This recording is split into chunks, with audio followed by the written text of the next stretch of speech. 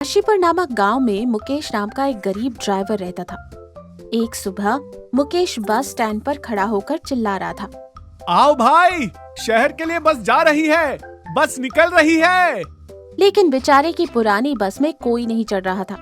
सभी लोग पास खड़ी नई एसी बस की तरफ भाग रहे थे और उसी में बैठ रहे थे। आखिर में मुकेश की बस में केवल 4 से 6 लोग ही चढ़े। उनसे मिले पैसों से तो बस का डीजल भी नहीं आने वाला था। शाम को घर लौटते समय मुकेश बहुत उदास था।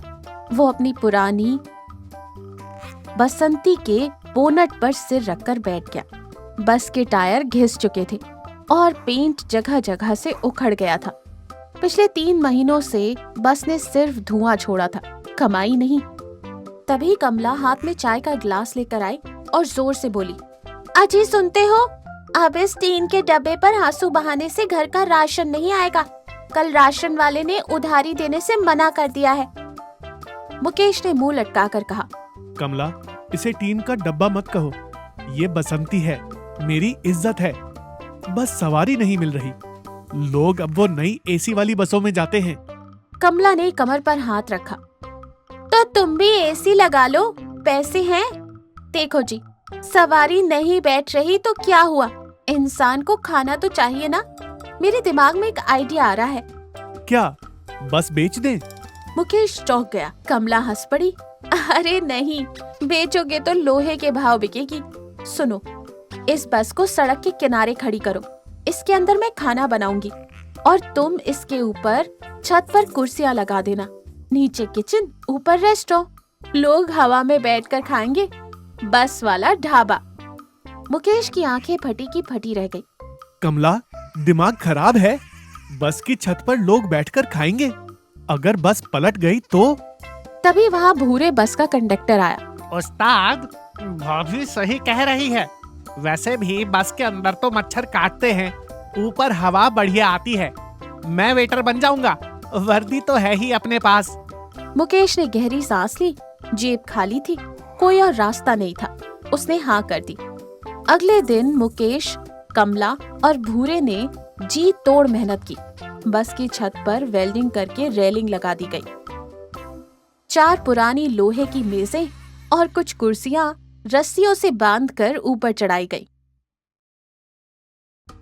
बस के अंदर की सीटें हटाकर कमला ने उन पर चूल्हा और मसाले के डिब्बे जमा दिए और भूरे ने बस के बाहर पेंट से लिखवा दिया, बसंती ढाबा, खाना ऐसा जो ब्रेक फेल कर दे। मुकेश ने माथा पीट लिया। अरे भूरे, ये क्या लिखा है? लोग डर के मारे नहीं आएंगे। उस्ताद, मतलब स्वाद का ब्रेक फेल होगा, आप टेंशन मत लो। पहले दिन सन्नाटा रहा, कोई नहीं आया। लोग बस को देखते, हंसते और चले जाते। शाम को मुकेश उदास बैठा था। तभी एक बड़ी सी कार वहां रुकी। उसमें से संग्राम सिंह उतरे। संग्राम सिंह को कमर दर्द की शिकायत थी और वो हमेशा गुस्से में रहते थे। अरे भाई, यहाँ आसपास कोई खाने की जगह है? बहुत तेज भूख लगी है और बाकी दुकानें बंद हैं। भूरे दौड़ कर गया।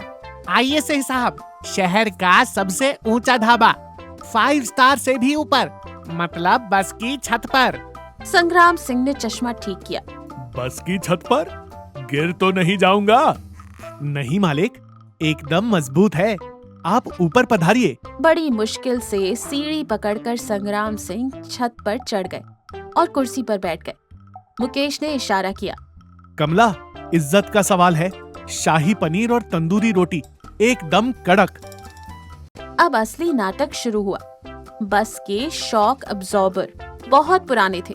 जैसे ही नीचे कमला ने मिक्सी चलाई, गर्र, पूरी बस कांपने लगी। ऊपर बैठे संग्राम सिंह की कुर्सी हिलने लगी। संग्राम सिंह चिल्लाए, अरे ये भूकंप आ गया क्या? मेरी दाल गिर जाएगी। भूरे ने बात संभाली, नहीं नहीं सिंह साहब, ये हमारा मसाला मिक्सिंग टेक्नोलॉजी है। जब तक आप हिलेंगे नहीं, खाना पचेगा कैसे? संग्राम सिंह को अजीब लगा, लेकिन भूख इतनी तेज थी कि उन्होंने खाना शुरू कर दिया। कमला के हाथ का स्वाद जबरदस्त था। सिंह साहब का गुस्सा थोड़ा कम हुआ। तभी एक गड़बड़ हो गई। मुकेश को याद आया कि बस की बैटरी चार्ज करनी है ताकि रात को लाइट जल सके। उसने सोचा, गाड़ी न्यूट्रल में है, बस इंजन स्टार्ट कर देता हूँ। मुकेश ड्राइवर सीट पर बैठा और चाबी घुमा दी। धड़ धड़ धड़ धड़ धड़ धड़ बस का पुराना इंजन जोर से गरजा। पुराने इंजन की वजह से पूरी बस जोर जोर से हिलने लगी। ऊपर छत पर संग्राम सिंह की थाली मेज पर नाचने लगी। संग्राम सिंह चीखे, अरे मार डालोगे क्या? ये बस चल रही है या भूकंप आया है? लेकिन तभी एक चमत्कार हुआ। संग्राम सिंह की कमर में एक जोर का झटका लगा। खटाक! जो कमर दर्द उन्हें महीनों से परेशान कर रहा था, बस की उस जोरदार कंपन से उनकी हड्डी अपनी जगह पर सेट हो गई। अरे रुक जाओ! मुकेश डर गया। उसने इंजन बंद किया और भूरे के साथ ऊपर भागा। माफ करना सिंह साहब, गलती हो गई। वो बैटरी चार्ज कर रहा था। संग्राम सिंह खड़े हुए। उन्होंने अपनी कमर हिलाई, फिर झुके, फिर सीधे हुए। उनके चेहरे पर एक बड़ी मुस्कान आ गई। संग्राम सिंह बोले, वाह भाई वाह, बड़े बड़े डॉक्टर फेल हो गए, लेकिन तुम्हारी खटारा बस के झटके ने मेरी कमर सीधी कर दी। और ये खाना, भाई मजा आ गया। संग्राम सिंह ने खुश होकर 500 रुपए की टिप दी। लेकिन मुसीबत अभी टली नहीं थी। अगले दिन संग्राम सिंह ने पूरे गांव में ढिंडोरा पीट दिया कि बसंती ढाबे पर खाना खाने से कमर दर्द ठीक होता है और खाना भी लाजवाब है। शाम होते होते बस के बाहर भीड़ लग गई। मुकेश घबरा गया। कमला, ये सब खाने आए हैं या इलाज करवाने? तभी एक अजीब घटना हुई। भीड़ ज्यादा होने के कारण छत पर वजन बढ़ गया। मुकेश ने गलती से हैंड ब्रेक ठीक से नहीं लगाया था। जैसे ही कुछ लोग ऊपर चढ़े और बूढ़े ने सीटी बजाई, बस के टायर धीरे धीरे घूमने लगे। जिस जमीन पर बस खड़ी थी वो हल्की ढलान थी। अरे भाई, बस चल रही है। हम तो खाना खाने आए थे। ये पिकनिक पर कहाँ ले जा रहे हो? कमला नीचे किचन से चिल्लाई, मुकेश, ये सब्जी की कढ़ाई टेढ़ी क्यों हो रही है? मुकेश ड्राइवर सीट की तरफ भागा। बस धीरे धीरे लुढ़क रही थी। आगे एक छोटा सा तालाब था। मुकेश ने फुर्ती दिखाई, ड्राइवर सीट पर कूदा और जोर से ब्रेक मारा। बस रुकी। ऊपर बैठे सारे ग्राहकों का बैलेंस बिगड़ा, लेकिन किसी को चोट नहीं आई। सबको लगा ये कोई स्पेशल राइड है। एक ग्राहक जोर से हंसा। अरे वाह, क्या बात है! इसे कहते हैं एडवेंचर डाइनिंग। खाना खाते खाते झूला भी झूला दिया। भूरे ने तुरंत मौके का फायदा उठाया। जी साहब, ये हमारी स्कीम है, खाओ और घूमो। इसका 50 रुपए एक्स्ट्रा लगता है, लेकिन आज आपके लिए फ्री। मुकेश पसीने से तरबतर था, लेकिन उसने देखा कि लोग खुश थे। किसी को पता नहीं चला कि ब्रेक फेल होने वाले थे। उस रात उन्होंने इतनी बिक्री की जितनी बस चलाकर महीने भर में नहीं होती थी। रात को सब काम समेटने के बाद तीनों बस की छत पर बैठे थे। मुकेश ने नोट गिनते हुए कहा, कमला, मान गया तुम्हारी अक्ल को। मेरी बसंती तो नहीं चली, लेकिन मेरा ढाबा दौड़ गया। कमला मुस्कुराई।